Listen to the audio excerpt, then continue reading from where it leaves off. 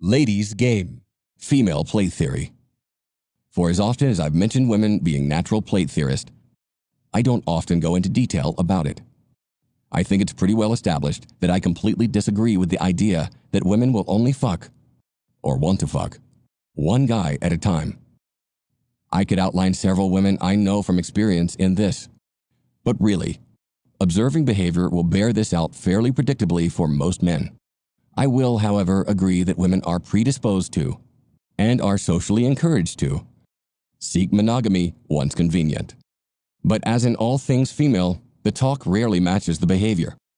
Sexuality is a woman's first, best agency, and even the homeliest women know this, even when they're just complaining about other women using it. The principle is that a woman's first priority is to seek out security. And even when confronted with the duplicity of women's pluralistic sexual strategy, we'd be wise to bear this in mind when evaluating motives for behavior. Their methodology is what's in question here. There is an understandable confusion for guys in this respect. On one hand, women present a constant facade that the fear of being perceived as a slut, i.e., concurrently fucking more than one guy at a time, is primary to their self-respect and respectability.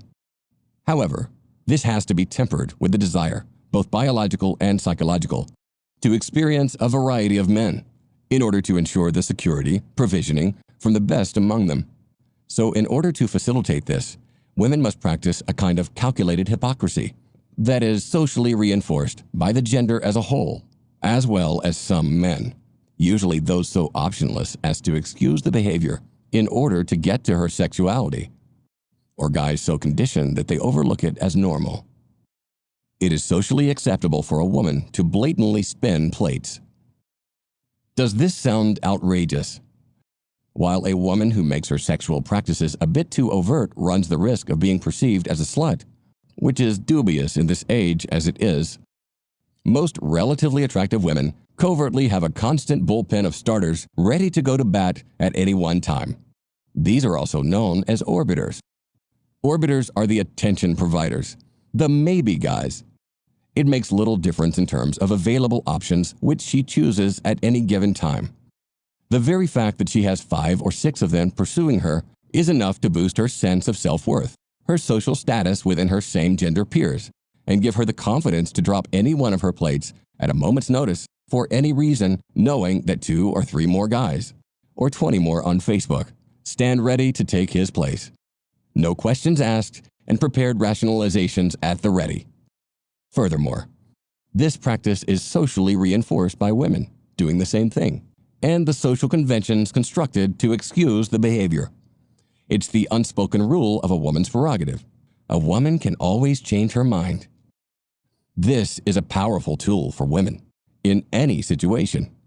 If a woman doesn't choose to be sexual, it is necessarily forced or obligated, even when it's after the fact. Either the jerk forced her, physically or emotionally, or she had thought she wanted to, but later reconsidered. It makes little difference.